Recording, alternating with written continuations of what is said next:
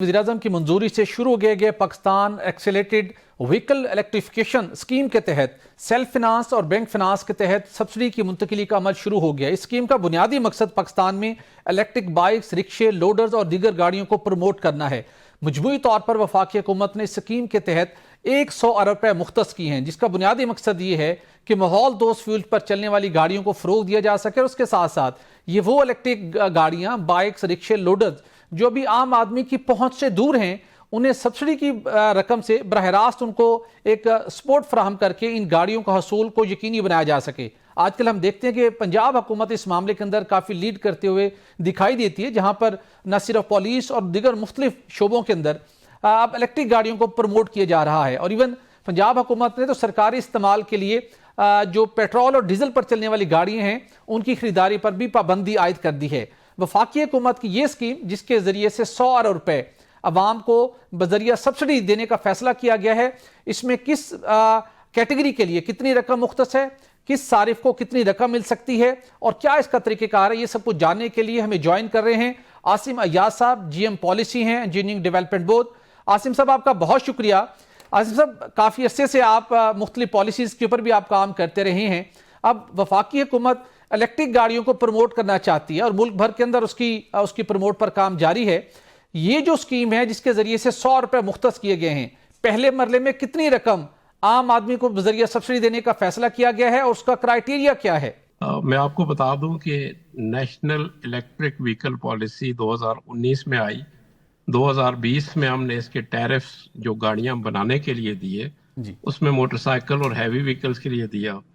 फिर 2021 में हमने 4 व्हीलर्स के लिए भी पॉलिसी दी, जिसके तहत CBU यानी कंप्लीटली बिल्ड यूनिट की इंपोर्ट और यहाँ पे गाड़ियों को लोकली मैन्युफैक्चर करने के लिए कोई मुराद दी गई।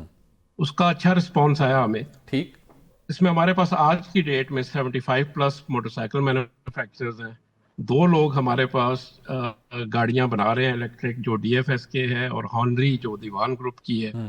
इसके अलावा आपने सुना होगा BYD आई जी, एक कैपिटल स्मार्ट मोटर्स है, उनके पास भी डिफरेंट व्हीकल्स हैं।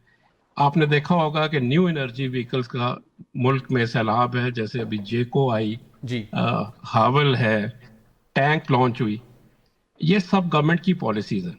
मैं आपको बता दूं कि मुस्लिम लीग नून के ही टाइम पे पहली पॉलिसी भी बनी थी 2016 से 21 में, जिसमें कंपटीशन आना था, उसमें काफी प्लेयर्स आए। उसके बाद इस पॉलिसी की कंटिन्यूटी हुई। मैं आपको इसलिए जरा बैकग्राउंड में लेके जाना चाह रहा हूँ कि कंटिन्यूटी ऑफ पॉलिसीज कितनी जरूरी है जी। अब 2030 तक हमारे नेशनल कमिटमेंट्स है, जो हमने 30% जो गाड़ी बनेगी of the vehicles being manufactured, 30% have to be electric. Okay, इस गवर्नमेंट ने ये बड़ा इनकलाबी कदम उठाया कि हमने कोई सब्सिडी लगाई, कोई सब्सिडी दी जो इलेक्ट्रिक व्हीकल्स को है। उसको चार्ज किया गया पेट्रोल पे। ठीक, पेट्रोल व्हीकल्स पे कुछ टैक्सेस लगे, 1%, 2%, 3% on different categories of vehicles. बिल्कुल। और उसके अलावा कोई पेट्रोलियम में लेवी लगी। ये पेट्रोलियम की लेवी पहले मरहले में, जो आप सवाल कर रहे हैं, पहले मरहले में 8 बिलियन रुपए के करीब ये अमाउंट मुख्तस की गई। ठीक, इस पेफ के भी 2 मरहले हैं। पहले मरहले में जैसे 1,16,000 मोटरसाइकिल्स, 3,000 रिक्शा तकरीबन जो देने हैं, उसके भी 2 हिस्सों में इसको डिवाइड किया गया। अब जो पेव 1 है, जो 6 महीने में थी, अब उसको हमने लॉन्च किया था। ठीक है। इसमें लॉन्च करने में काफी मराइल से गुजरना पड़ा। ठीक, इस पे मैं आपको पूरी स्कीम दे देता हूँ कि क्या है। ये एक शफाफ वज़ीर-ए-आज़म का प्रोग्राम है जी, कि इसमें इलेक्ट्रॉनिक बैलेटिंग होती है। ठीक, पेव की एक पोर्टल है जहाँ पे एप्लीकेंट्स जाके अपनी जरूरियात रजिस्टर करते हैं। 2 स्कीमें हैं।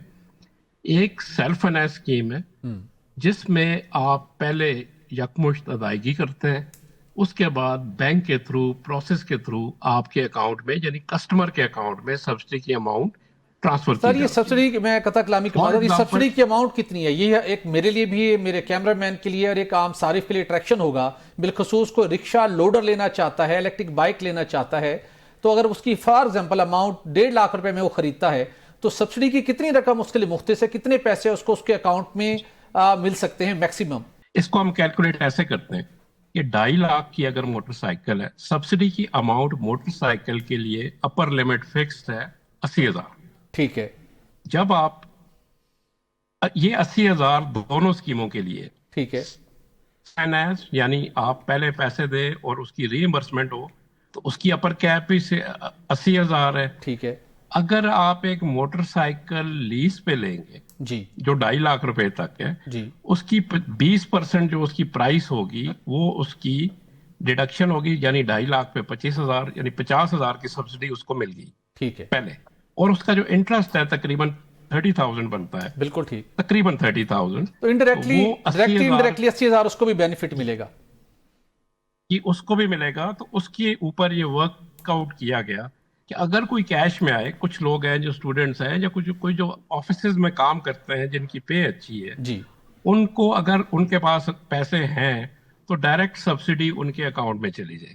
ٹھیک. یہ دونوں اسکیمیں تھیں، لیکن جو رسپانس ہمیں آ رہا ہے وہ بہتر زیادہ بینک فائنانس کا آ رہا ہے. وہ اس لیے کہ اگر فرض کریں، اور یہ بھی میں بتا دوں کہ سبسڈی کتنی ہے. اگر بائک کی قیمت 2 لاکھ ہے جی تو جو 80,000 کی لمٹ ہے وہ بھی according to the state bank کا فارمولا وہ رقم بھی تھوڑی کم ہو جائے گی.